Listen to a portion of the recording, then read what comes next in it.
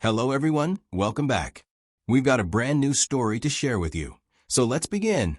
7 years. That's how long Rachel and I had been married when I realized I couldn't remember the last time we'd had a conversation that didn't end in a fight, a cold shoulder, or one of us walking out of the room. I wonder how we got to that point. And the truth is, I can trace the decline with uncomfortable clarity.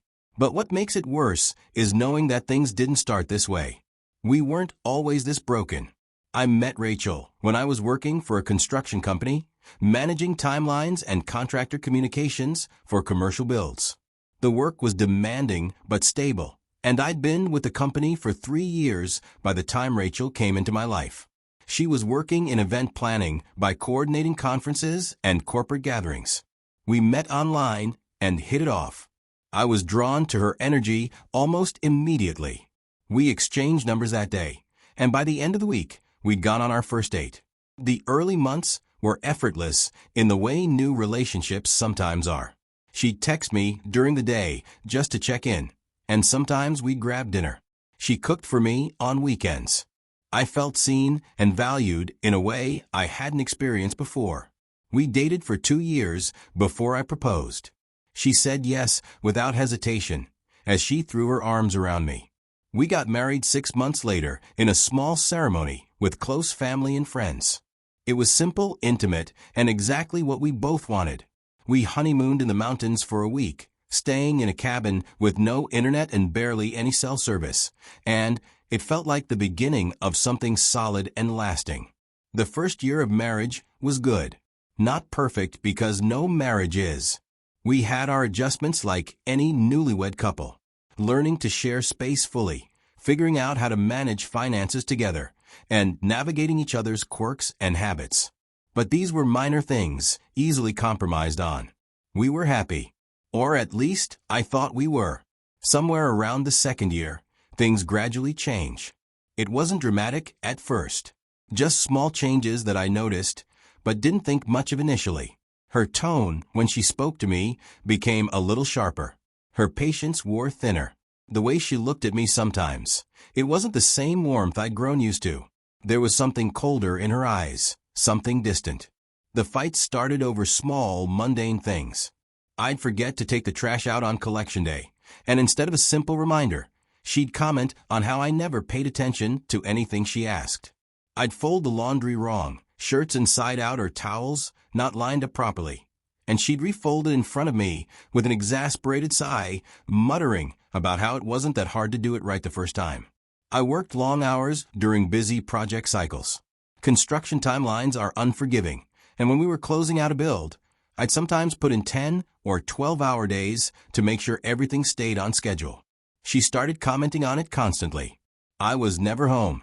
I cared more about work than I did about our marriage. She was basically living alone. I was always choosing my job over her. I tried to explain that the hours were temporary, that certain phases of a project required more time on site, and that I was working hard to build stability for both of us. But she didn't want to hear it. Or maybe she heard it and just didn't care. At first, I apologized constantly. I apologized for forgetting things, for working late, for not somehow reading her mind when she was upset about something she hadn't actually told me about.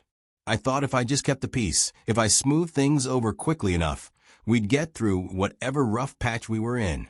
But the disrespect didn't stop. It grew. She started making little jabs at me in front of other people. We'd be at a family dinner and she'd make some comment about how I could barely handle anything important. Everyone would laugh uncomfortably, not sure if she was joking or serious.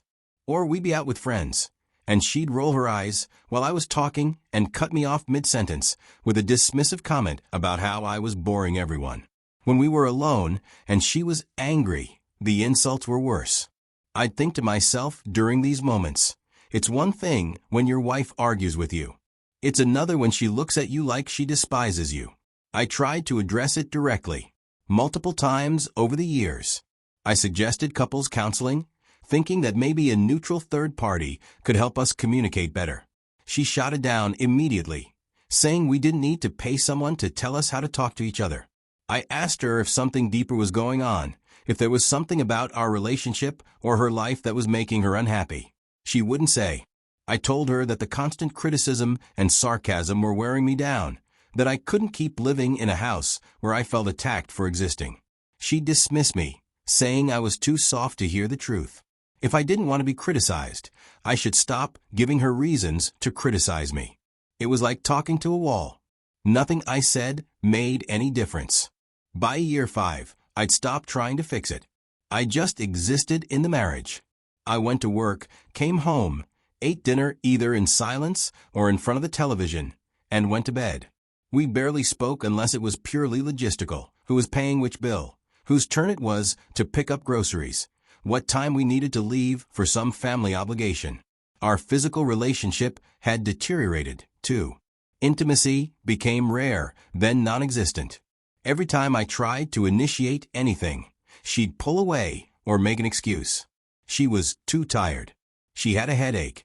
She wasn't in the mood. She had to get up early. There was always something.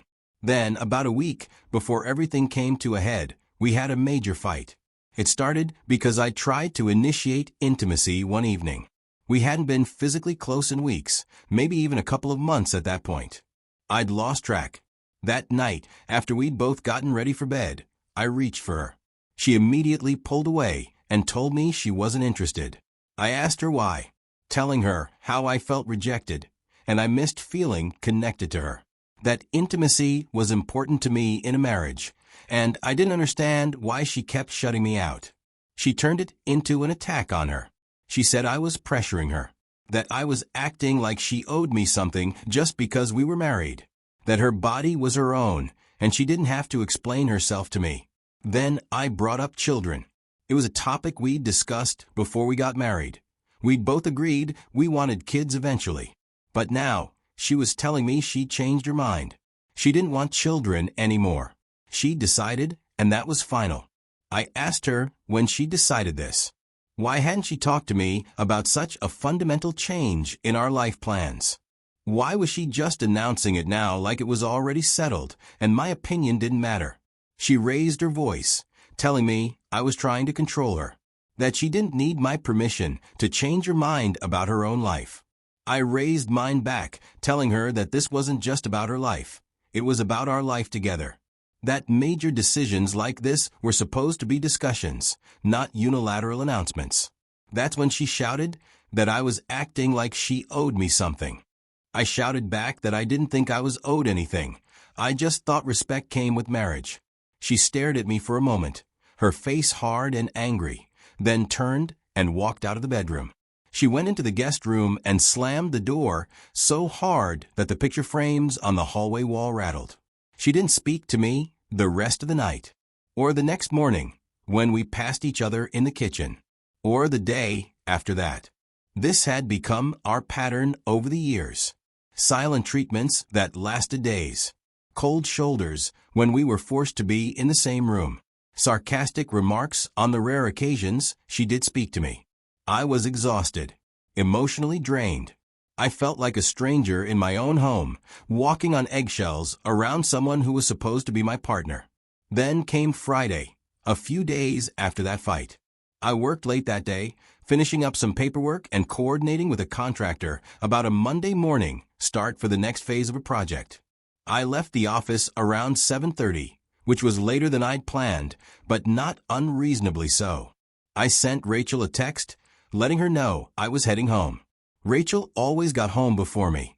Her job had more predictable hours, and she was usually back by 6 at the latest. Even during our worst periods, she maintained that schedule. When I pulled into the driveway a little after 8, the house was completely dark. No lights on inside. No car in the driveway. I felt a flicker of concern as I got out of my car and walked to the front door. I unlocked it and stepped inside, flipping on the lights in the entryway and living room. The house was empty, silent. I checked my phone. No texts from her. No missed calls. I called her number. It rang 5 times and went to voicemail. I didn't leave a message. I called again immediately. Same result. The concern started shifting into something else, a mix of worry and frustration. It wasn't like her to just disappear without saying anything. We might not have been talking much or getting along, but I usually know her whereabouts. I called a third time, then a fourth. By the sixth call, I was pacing between the living room and kitchen, my stomach tight with unease. By the 10th call, I was genuinely worried. I tried her sister's number. The phone rang and rang. No answer. I called her best friend, Diane. She picked up on the third ring, her voice slightly confused when she answered. I asked if she'd heard from Rachel or if they'd made any plans for the evening. Diane said she hadn't talked to Rachel all day and didn't know where she was. I thanked her and hung up, then stood in the middle of the living room staring at my phone. Part of me was genuinely worried about her safety. What if she'd been in a car accident? What if something had happened and she couldn't call for help? What if she was hurt somewhere? But another part of me, a part one didn't really want to acknowledge, wondered if she was just ignoring me deliberately. If this was another move in whatever silent war we'd been fighting for months. Another way to punish me for some perceived offense I wasn't even aware of. Over an hour passed. I'd stopped calling after the 10th attempt, not wanting to seem desperate or controlling if she was checking her phone and just choosing not to answer. Still nothing. No text. No call. No explanation. Then, finally, a little after 9:30, my phone buzzed with an incoming message. It was from Rachel. The message read, "I'm not your property. I'll be late. Don't call." I read it once. Then I read it again. Not because I didn't understand the words, but because I couldn't quite believe that was what she'd chosen to send after I'd spent over an hour worried about whether she was safe. Not an apology for worrying me. Not an explanation of where she was or why she hadn't responded to any of my calls. Not even a simple reassurance that she was fine. Just a cold, dismissive message that sounded more like something you'd send to an overbearing parent than to your husband. I stood there in the middle of the living room, staring at my phone screen, and every single bottled-up memory of disrespect came flooding back all at once. Every insult she'd thrown at me, every eye roll when I was speaking, every dismissive comment she made in front of friends and family, every time she'd made me feel small or stupid or insufficient, every time she treated me like I was an inconvenience in her life rather than her partner, every rejection, every cold shoulder, every fight where she twisted my words and made me feel like I was the problem. I didn't want to do this anymore. I didn't want to live like this anymore. I didn't want to spend another day walking on eggshells around someone who clearly had no respect for me. I opened the message thread and started typing a reply. "I'm not your husband anymore. Don't come back," was my response. I stared at the message for a few seconds, my thumb hovering over the send button. Then I pressed it and watched the message deliver. I immediately scrolled to my wife's sister's contact and called her. She answered on the second ring, her voice friendly and unsuspecting. I didn't let her get through her greeting. I told her directly that I was done with the marriage to her sister, that it was over. There was a long pause on the other end of the line. Then her sister asked what had happened. Her voice had shifted from friendly to concerned and confused. I told her to ask her sister. Then I ended the call before she could respond. I set my phone down on the kitchen counter and stood there for a moment, trying to calm myself. Then I walked to the bathroom and took a long, hot shower. I stood under the water for at least 20 minutes, letting the heat and steam work through the tension in my shoulders and back. When I finally got out, I dried off slowly, changed into sweatpants and an old t-shirt, and went to lie down on the couch in the living room. I turned on the television without really paying attention to what was on. I just needed the background noise.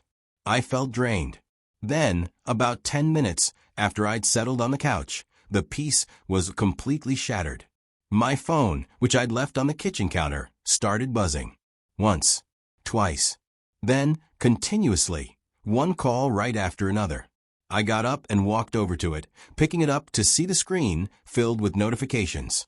20 missed calls, all from Rachel. As I stood there watching, text messages started coming in, one after another. The first one asked what I meant. The second said I was overreacting. The third demanded that I pick up the phone so we could talk.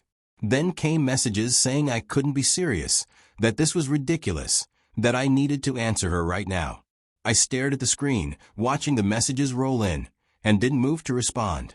I thought to myself, funny how silence suddenly matters when you're the one being ignored. I set the phone back down on the counter, walked back to the couch, and tried to refocus on the television. The calls kept coming. The messages kept coming. I ignored all of them. After the first dozen calls went unanswered, the tone of the text started to change. They became more frantic, more desperate. She asked what was going on. She said she's on her way. We needed to talk about this. She asked me to please just pick up the phone. I didn't. About an hour later, I heard a car pull up outside the house. Then footsteps on the porch, quick and hurried. Then the sound of a key sliding into the lock and trying to turn. The lock didn't budge. Before I'd sat down on the couch earlier, I'd taken my own house key and placed it in the lock from the inside, turning it slightly.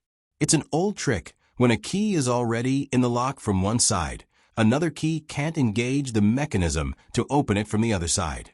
Rachel started pounding on the door almost immediately. Hard, repeated knocks that echoed through the quiet house. She called my name through the door, her voice loud and demanding. She told me to open it. I didn't move from the couch. She kept pounding, kept calling out. She said she didn't mean the text the way it sounded. She said she just needed space and didn't appreciate being called 10 times. I stood up slowly, walked to the front door, and spoke through it without opening it. I told her that space was exactly what she'd asked for. And now she had it. There was a brief silence on the other side. Then her voice came back, angry now. She said I was being childish, that I was acting like a child throwing a tantrum. I didn't respond. Then she said that if I didn't open the door right now, she was going to call the police. I stayed quiet. I knew she could call them if she wanted to.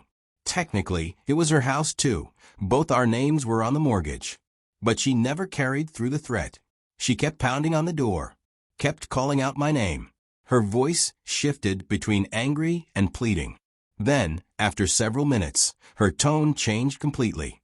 The anger drained out of it, replaced by something that sounded almost like genuine remorse. She said, through the door, that I was right. The text was out of line, that she shouldn't have sent it. She asked if we could please just talk about this like adults. I stood there for a long moment, weighing my options. Then I reached over and turned the key, unlocking the door. I pulled it open. Rachel stood on the porch, her face flushed, her hair slightly disheveled, because she had been running her hands through it. She looked genuinely shaken. She stepped inside quickly, as if afraid I might close the door again if she didn't move fast enough. Before I could say anything, she started talking. She said she'd only sent that text because she was still angry about the fight we'd had earlier in the week. She wanted me to feel what it was like to be ignored and dismissed. She wanted to get back at me, to make me understand how she felt. But she admitted she'd gone too far. She'd crossed a line, and she knew it. I didn't say anything. I just stood there, arms crossed, looking at her. She kept talking, filling the silence. She said she knew things had been bad between us. She said she knew she'd been difficult, and that I'd been trying to fix things. She asked me to please talk to her. I shook my head slowly. I told her I didn't want to talk. I wanted to end this. Her face crumpled. She said I didn't mean that. I couldn't mean that. I told her I did, then turned away from her and walked back toward the living room. She followed me, saying she'd do whatever it took. I just couldn't give up on us. I sat back down on the couch and stared at the television, without responding to her. She stood in the doorway between the entryway and living room for a long time, just watching me. Then, eventually, she wiped her eyes and went upstairs to the bedroom. Neither of us slept much that night. I stayed in the guest room. She stayed in the bedroom. The house was completely silent except for the occasional creak of floorboards above me. The next morning, I woke up to the sound of a car pulling into the driveway. I sat up, disoriented and stiff from sleeping late. I looked at my phone. It was a little after 9. I heard car doors closing, then footsteps on the porch, then knocking. I got up and opened the door to find my wife's sister standing there with her husband. My wife's sister's face was a mixture of concern and frustration. She asked if we could come in to talk. I stepped aside and let them in. Rachel was already coming down the stairs. She must have heard the car too. We all moved into the living room and sat down. Rachel's sister and her husband took the love seat. Rachel sat in the armchair. I sat back down on the couch. Rachel's sister asked what was going on. She said Rachel had called her late last night, crying and barely coherent, saying I wanted a divorce. She wanted to hear my side. So I explained, factually laying out what had been happening for years. I told them about the constant disrespect, the insults, both private and public, the way she'd criticize everything I did, the way she dismissed every attempt I'd made to address our problems or suggest counseling, the way she'd shut me out physically and emotionally. I told them about the fight earlier in the week, about how she'd unilaterally decided she didn't want children anymore without discussing it with me, even though we'd agreed before marriage that kids were part of our future, about how she'd accused me of trying to control her when I simply asked why she hadn't talked to me about such a major life decision. I told them about last night, about how I'd come home to an empty house and called her 10 times with no answer, genuinely worried that something had happened to her, about the text she'd finally sent, accusing me of treating her like property and ordering me not to call her. I told them that her response to my concern for her safety was the final straw, that after years of being disrespected and dismissed, I had had enough. Rachel's sister and her husband listened quietly throughout. When I finished, they both sat in silence for a moment. Rachel's sister's husband spoke first. He said he hadn't realized things had gotten this bad, that from the outside, they'd seemed like a normal couple with normal problems. Rachel's sister turned to Rachel. She asked if what I'd said was true, if she'd really been treating me the way I'd described. Rachel didn't answer immediately. She stared at her hands in her lap. Then, slowly, she nodded. She said she didn't fully realize how bad it had gotten. She'd felt angry all the time for reasons she couldn't entirely explain, and she'd taken out on me. Rachel's sister and her husband exchanged a look. There was something in that look, some unspoken communication between them. Then Rachel's sister's husband asked if we'd be willing to try counseling before making any final decisions about the marriage. He said that sometimes having a professional help facilitate communication could make a real difference. I was quiet for a long time. Honestly, I was ready to be done. I'd meant what I said the night before. But Rachel's sister and her husband were good people. They'd always been kind to me, always treated me with respect. And I could see that they genuinely cared about both of us. Finally, I said I'd be willing to try counseling. But I was clear that this was the only chance. If things didn't improve significantly, I was done. Rachel quickly agreed. She said she'd do whatever it took. She'd go to every session, work on her behavior, and make real changes. Rachel's sister made some calls that afternoon and found a marriage counselor who had an opening the following week. We scheduled our first appointment. The next few weeks were strange. Rachel and I existed in a state of uncomfortable limbo. We were civil to each other, but distant. She slept in the room, while I was still in the guest room. We didn't eat meals together. We barely talked except about logistical things, who would schedule the counseling appointments, who would pick up groceries, and when we'd both be home. Our first counseling session was awkward. The therapist spent most of the first hour just getting our basic history and understanding what had brought us to her office. She asked each of us to describe our perspective on the marriage and what we felt the main issues were. I was honest. I talked about feeling disrespected and dismissed, about how Rachel's behavior had gradually changed after we got married, about the constant criticism and public humiliation, about feeling like I was walking on eggshells in my own home. Rachel was also honest, though it clearly pained her to admit certain things out loud. She acknowledged that she'd said and done things that were hurtful. She admitted she wasn't sure why she'd become so angry all the time. The therapist listened carefully, taking occasional notes. She didn't take sides or place blame immediately. Over the next several sessions, we started digging deeper. The therapist had us work on communication exercises. She'd have us practice expressing feelings without attacking each other. She'd point out when one of us used language that was inflammatory or dismissive. Slowly, patterns started to emerge. In our fourth session, the therapist asked Rachel about her friendships, about who she spent time with, and what those relationships looked like. Rachel mentioned a few people, but the name that came up most frequently was her best friend, who had been her closest friend for about 7 years. They'd met through work and had bonded quickly. They talked almost every day, went out for lunch or drinks regularly, and confided in each other about everything. The therapist asked about the friend's marital status and found out she had gotten divorced about 2 years ago. Then the therapist asked a question that seemed simple, but opened up something neither Rachel nor I had fully considered. What was her best friend's attitude toward her own marriage and divorce? Rachel hesitated before answering. She said her best friend had been very bitter about her divorce, that her ex-husband had been controlling and demanding, that her best friend felt like she'd lost herself in the marriage and was only now reclaiming her independence. The therapist nodded slowly, then asked what kinds of things Rachel's best friend talked about regarding marriage in general. Rachel shifted uncomfortably in her seat. She admitted that her best friend often complained about men and marriage, that she'd say things about how husbands always tried to control their wives, how marriage was a trap, how women needed to stand up for themselves and not let men dictate their lives. The therapist asked how often Rachel and her best friend had these kinds of conversations. Rachel said it was pretty frequent, almost every time they got together. Then the therapist asked a pointed question. Had Rachel's attitude toward our marriage changed after her best friend's divorce? Rachel went quiet. I watched her face as she processed the question. I could see something clicking into place in her mind, some connection she hadn't made before. She said slowly and quietly that yes, maybe it had, that she'd started seeing things differently after spending more time with her best friend, that her friend's perspective on marriage and men had gradually become her own perspective without her really realizing it. I sat there absorbing this information.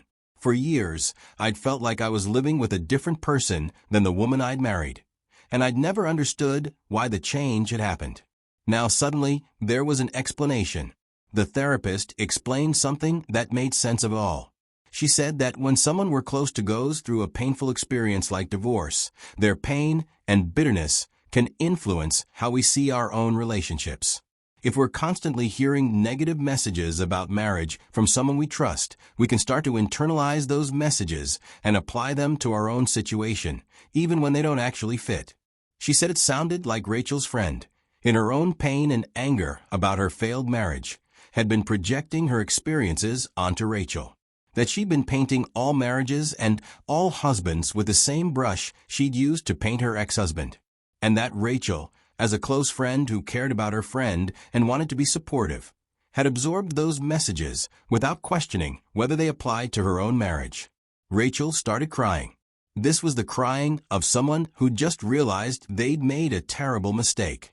She said she'd never thought about it that way, that she'd just been trying to save her own marriage by taking lessons from her divorced friend. But in doing that, she let the friend's bitterness poison her own marriage.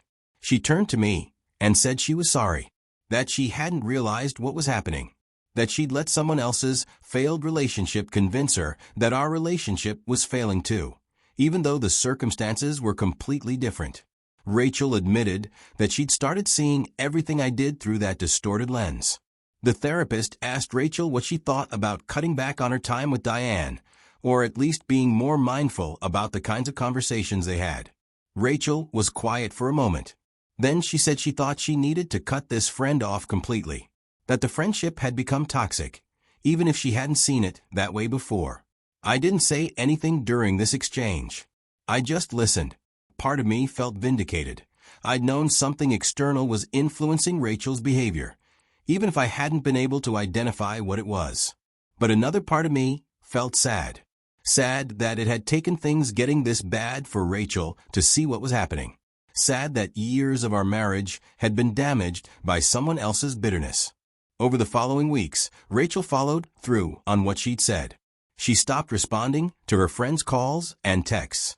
When her friend persisted, Rachel eventually sent her a message explaining that she needed space and that their friendship wasn't healthy for her anymore. Rachel's best friend didn't take it well. She sent angry messages accusing Rachel of choosing a man over their friendship. She said Rachel was making a mistake, that I'd probably manipulated her into cutting her friend off, that Rachel would regret this. Rachel blocked her number, then blocked her on social media. I could see how hard it was for her. She had been her closest friend for years, and ending that relationship was painful. But Rachel seemed committed to the decision. We continued with counseling every week. Slowly, I started to see real changes in Rachel's behavior. She worked on her tone when she spoke to me. When she felt herself getting sharp or sarcastic, she'd pause and rephrase what she was saying. It wasn't always smooth. Sometimes it was obviously effortful. But the fact that she was trying meant something. She stopped criticizing small things. When I forgot something or did something differently than she would have done it, she'd either let it go or mention it calmly without making it into a character flaw. She started asking about my day again and actually listened to the answers. She'd follow up on things I'd mentioned in previous conversations. She seemed genuinely interested in my life again. Physical intimacy started to return gradually. Not immediately and not all at once, but slowly. A hand on my shoulder when she passed by. Sitting closer to me on the couch while we watched TV. Eventually, after about 2 months of counseling, I moved back into our bedroom.